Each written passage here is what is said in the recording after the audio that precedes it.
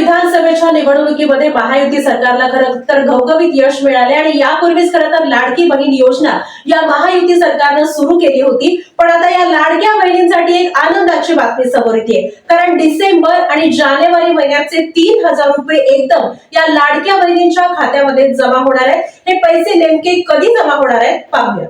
विधानसभा निवडणुकीपूर्वी लाडक्या बहिणींना ऑक्टोबर व नोव्हेंबर या 2 महिन्यांचे 3000 रुपये एकदम मिळाले।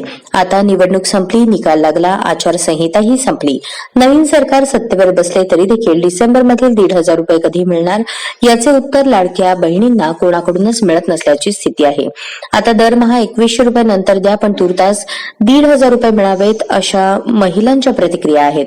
मकर संक्रांतीपूर्वी लाडक्या बहिणींना डिसेंबर आणि जानेवारीचा एकदम लाभ दिला जाणार आहे।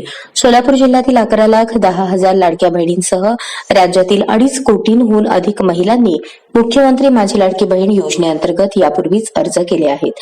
विधानसभेची निवडणूक जाहीर होण्यापूर्वी तत्कालीन मुख्यमंत्री एकनाथ शिंदे यांच्या नेतृत्वाखालील सरकारने ऑक्टोबर व नोव्हेंबर या 2 महिन्यांचे 3000 रुपये दिवाळीचा बोनस म्हणून त्यांच्या खात्यात जमा केले।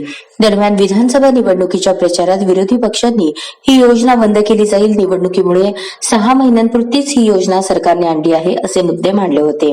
आता निवडणूक संपली तरी देखील ना 1500 रुपये ना 2100 रुपये देण्यासंदर्भात सत्ताधाऱ्यांमधील कोणीच स्पष्टपणे बोलायला तयार नाहीत। त्यामुळे लाडक्या बहिणींना डिसेंबरचा लाभ कधी मिळणार असा प्रश्न पडला।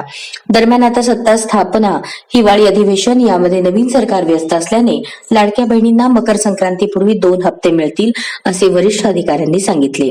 मुख्यमंत्री माझी लाडकी बहीण योजनेअंतर्गत अर्ज करण्यासाठी सरकारने 15 ऑक्टोबर पर्यंत मुदत दिली होती, पण त्या दरम्यान विधानसभा निवडणूक जाहीर झाली आणि त्या अर्जांवरील कार्यवाही संपली। आता आचारसंहिता संपल्यावर त्या अर्जांची छाननी सुरू झाली आहे। याशिवाय काही दिवसात यापूर्वीच्या अर्जांची देखील पडताळणी होईल असे विश्वसनीय सूत्रांकडून सांगितले जात आहे। पण सर्व पात्र लाडक्या बहिणींना एप्रिल नंतर दरमहा 2100 रुपये मिळतील असेही त्यांनी सांगितले।